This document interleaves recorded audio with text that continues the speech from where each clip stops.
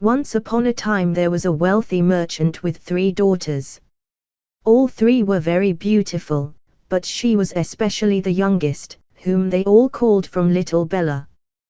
Besides being pretty, she was also kind, and so her proud sisters envied her and considered her stupid to spend the day playing the piano and surrounded by books.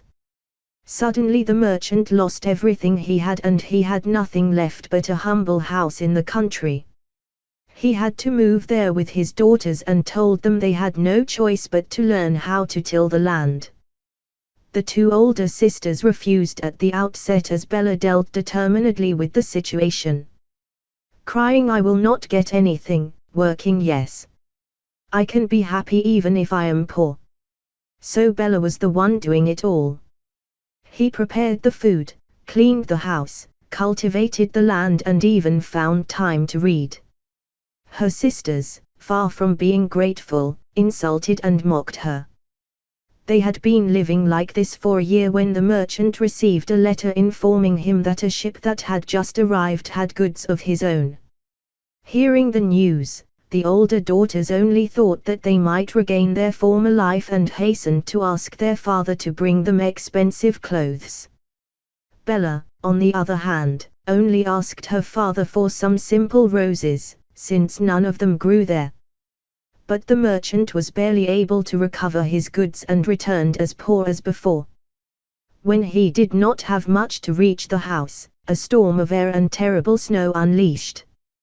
He was dead cold and hungry, and the howls of the wolves sounded closer and closer. Then he saw a distant light coming from a castle. When he reached the castle he went inside and found no one. However, the fire was on and the table overflowed with food.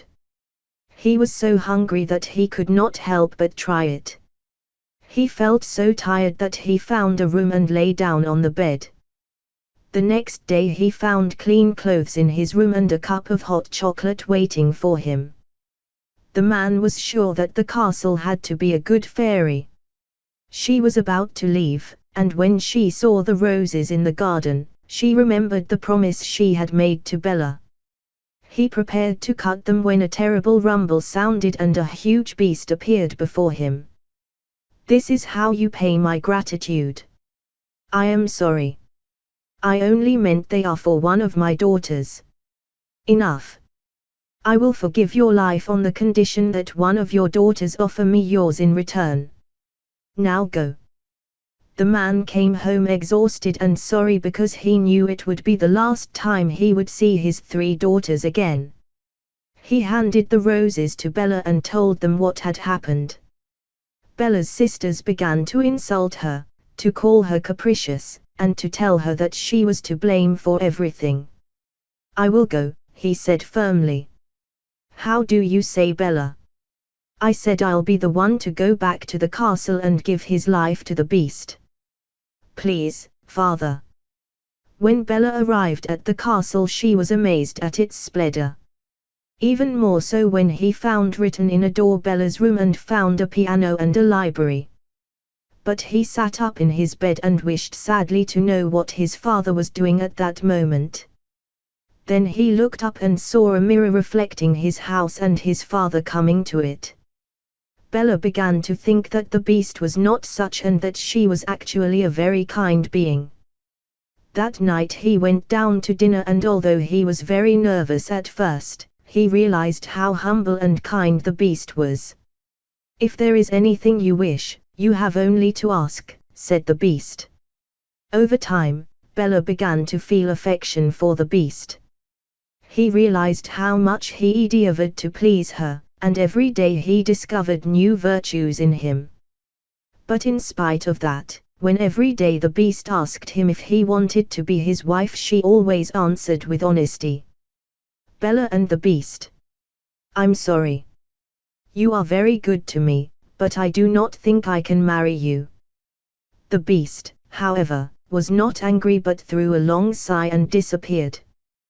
One day Bella asked the beast to let her go to see her father, since he had fallen ill.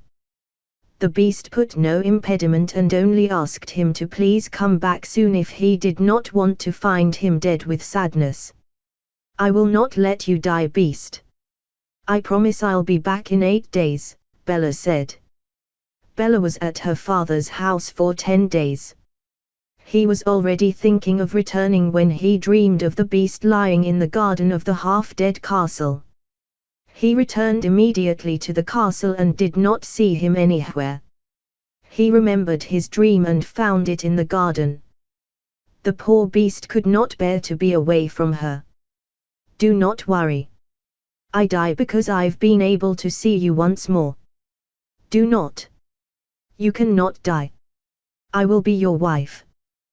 Then a marvelous light illuminated the castle, the bells rang and fireworks exploded. Bella turned to the beast, and where was she? Instead there was a handsome prince who smiled sweetly at him. Thank you, honey. You have broken the spell. A fairy condemned me to live in this way until I found a young woman capable of loving me and marrying me, and you have. The prince married Bella and they both lived happily together for many years.